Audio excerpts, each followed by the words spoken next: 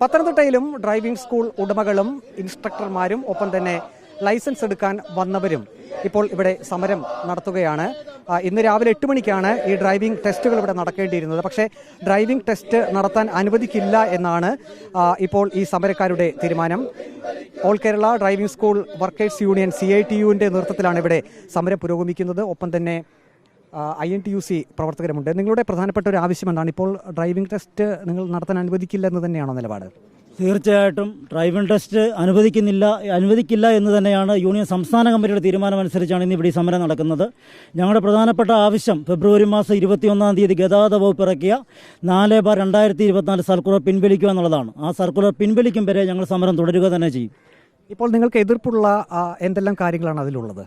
ഞങ്ങൾക്ക് പ്രധാനമായിട്ട് എതിർപ്പുള്ളത് ഇപ്പോൾ നിലവിൽ പത്തനംതിട്ടയിൽ ഞങ്ങളുടെ പുറകിൽ കാണുന്ന ടെസ്റ്റിംഗ് ഗ്രൗണ്ട് തന്നെ ഡ്രൈവിംഗ് സ്കൂളുകാർ വാടകയ്ക്കെടുത്ത ടെസ്റ്റിംഗ് ഗ്രൗണ്ടാണ്.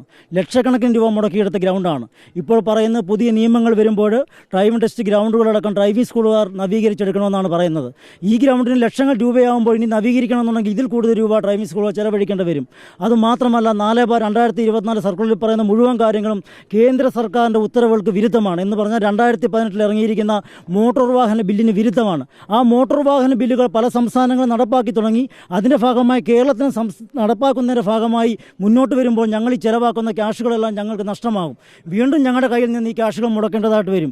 അതുപോലെ തന്നെ പറയുന്നത് ഡ്രൈവിംഗ് ടെസ്റ്റ് നടത്തുവാൻ വരുന്ന ഉദ്യോഗസ്ഥരുടെ സ്വഭാവം പരിശോധിക്കുവാൻ ഡ്രൈവിംഗ് ടെസ്റ്റ് നടത്തുന്ന വാഹനങ്ങളിൽ ക്യാമറയും GPS-ഉം പിടിപ്പിക്കണമെന്നാണ് പറയുന്നത്. ഇതെന്തിനാണ് ഡ്രൈവിംഗ് സ്കൂളുകാർ ചെയ്യേണ്ടത്? ഡ്രൈവിംഗ് സ്കൂളുകാർ കാശ് എന്തിനാണ് ഇതിനു വേണ്ടി മുടക്കേണ്ടത്? ആ ക്യാഷ് മുടക്കേണ്ടത് ഗതാഗത വകുപ്പല്ലേ? ഞങ്ങൾ എന്തിനു ചെയ്യണം? അതുപോലെ തന്നെ 15 വർഷം കഴിഞ്ഞ വാഹനങ്ങൾ ഡ്രൈവിംഗ് ടെസ്റ്റ് നടത്തുവാൻ അനുവദിക്കില്ല എന്ന് ഇവർ പറയുന്നു.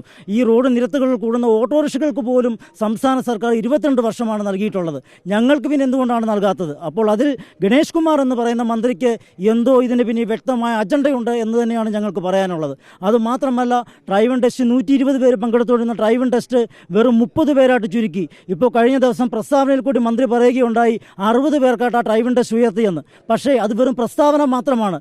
ഒരു സർക്കുലറായിട്ട് ഇതുവരെ ഒന്നും തന്നെ ഇറങ്ങിയിട്ടില്ല. ഇതാണ് ഞങ്ങളുടെ പ്രധാന ആവശ്യം. ഞങ്ങൾ സമരം നടത്തുന്ന നേതാക്കന്മാർക്കെതിരെ എന്തെങ്കിലും കണ്ടു കഴിഞ്ഞാൽ, ഞങ്ങൾ ചോദിച്ചു കഴിഞ്ഞാൽ DC-യുടെ സ്ക്വാഡിനെ വിട്ടുകൊണ്ട് ഞങ്ങളുടെ സ്കൂളുകൾ സെർച്ച് നടത്തി ആ സ്കൂളുകൾ ക്യാൻസൽ ചെയ്യുന്നൊരു അവസ്ഥയിലേക്കാണ് കാര്യങ്ങൾ വന്നിരിക്കുന്നത്.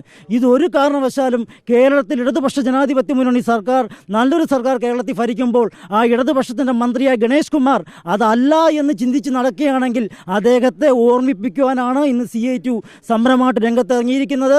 വേണ്ടി വന്നാൽ അദ്ദേഹത്തെ വഴിയിൽ തടയാനും CITU തയ്യാറാകുമെന്ന കാര്യത്തിൽ യാതൊരു മാറ്റവുമില്ല എന്നാണ് ഞങ്ങൾക്ക് പറയാനുള്ളത്. ഇപ്പോൾ ആദ്യം റോഡിൽ ടെസ്റ്റ് നടത്തണമെന്നാണല്ലോ ഇപ്പം പറഞ്ഞിരിക്കുന്നത്. അതിനുശേഷം ബാക്കിയുള്ള ടെസ്റ്റ്, അതിൽ നിങ്ങൾക്ക് എന്താണ് എതിർപ്പുള്ളത്? ഞങ്ങൾ ഈ പരിഷ്കാരങ്ങൾക്കൊന്നും എതിരല്ല. ഇതിനു ഭാഗമായിട്ടുള്ള മുഴുവൻ അടിസ്ഥാന സൗകര്യങ്ങളും ഗവൺമെൻറ് നടത്തി തന്നാൽ, മോട്ടോർ വാഹന വകുപ്പ് നടത്തി തന്നാൽ ഞങ്ങൾ അവർ പറയുന്ന ടെസ്റ്റ് നടത്താൻ തയ്യാറാണ്. ഞങ്ങൾക്ക് യാതൊരു എതിർപ്പുമില്ല. പുതിയ പരിഷ്കാരങ്ങൾക്കൊന്നും ഞങ്ങൾ എതിരല്ല. റോഡ് ടെസ്റ്റ് നടത്തിക്കോട്ടെ, അത് കഴിഞ്ഞ് നടത്തിക്കോട്ടെ, അതിനൊന്നും ഞങ്ങൾ എതിരല്ല. പക്ഷേ ഇതിൻ്റെ അടിസ്ഥാന സൗകര്യം ഗവൺമെൻറ് ചെയ്തു തന്നിട്ട് വേണം ഈ കാര്യങ്ങൾ ചെയ്യാൻ. അതാണ് ഞങ്ങളുടെ പ്രധാന ആവശ്യം. പുതിയ സർക്കുലർ പിൻവലിക്കാതെ സമരത്തിൽ നിന്ന് പിന്മാറില്ല എന്നാണ് സമരക്കാർ വ്യക്തമാക്കുന്നത്. വീഡിയോ ജേർണലിസ്റ്റ് വിഷ്ണുപ്രസാദിനൊപ്പം reporter Praveen Purushothaman. In reporter, Pathanamthitta.